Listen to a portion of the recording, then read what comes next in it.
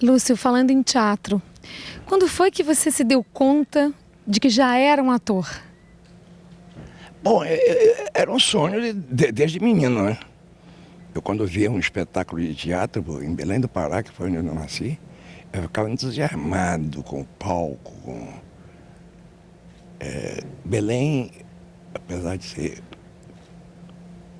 o Pará ser uma cidade, um estado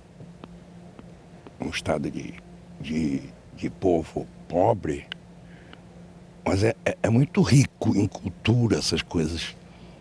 E Belém tem um dos mais ricos e mais belos teatros do mundo. Depois veio do Amazonas, que também é muito bonito. Mas Belém é uma coisa suntuosa. Belém são 5 andares de veludo de galerias, as cadeiras todas de palhinha.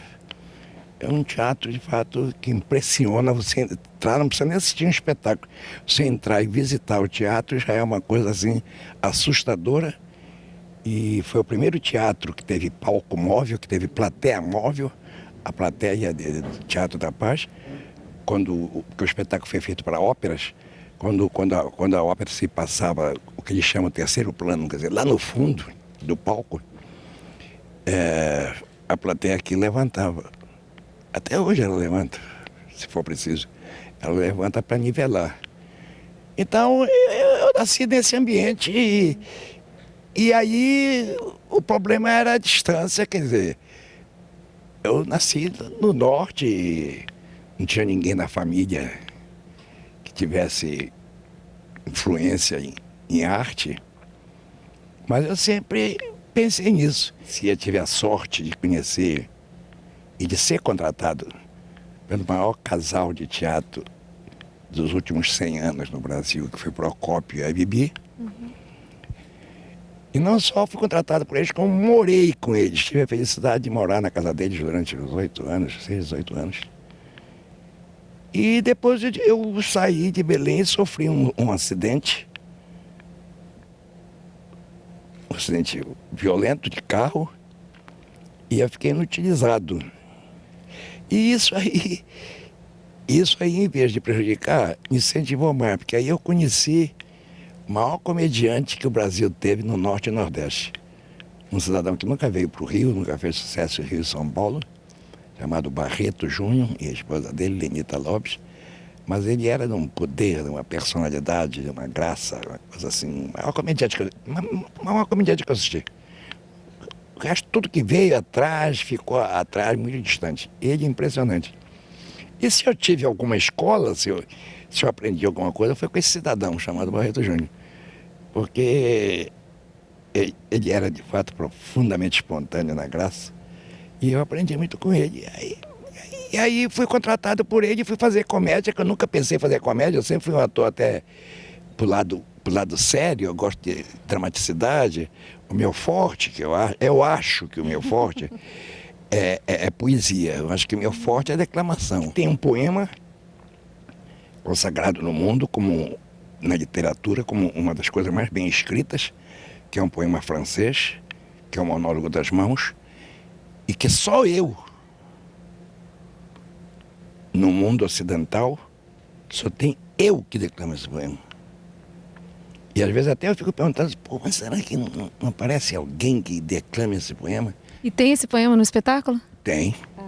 É um dos pontos fortes do espetáculo, quando chega o momento de eu dizer, porque o Lúcio faz muita gozação, porque ele sabe que eu gosto do Monólogo das Mãos, então toda vez que eu quero dizer, ele não deixa. Não, é muito velho, eu já disse isso, não sei quantas vezes.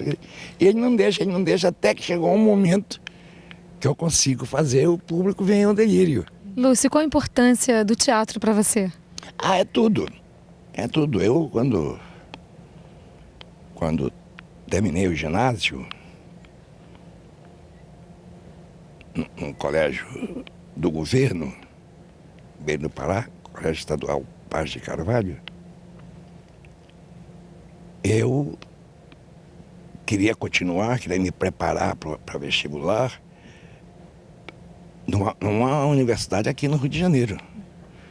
Eu queria vir embora, mas eu não tinha condições, eu era um menino pobre E ele não era muito distante. E até que eu conheci um cidadão chamado Mário Sarabirri, que foi quem sofreu um desastre de carro comigo, que morreu nos meus braços, no primeiro dia de viagem.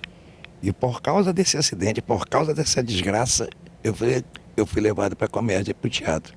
Porque aí foi quando eu conheci Barreto Júnior e me tornei um comediante e tive a felicidade depois de conviver com o Procópio, que era considerado o maior comediante do Brasil. E depois sou irmão do Chico Anísio, que nessa época eu comecei na frente dele, mas sou irmão do Chico Anísio e sou querido por todos os comediantes. Então, assim que começou.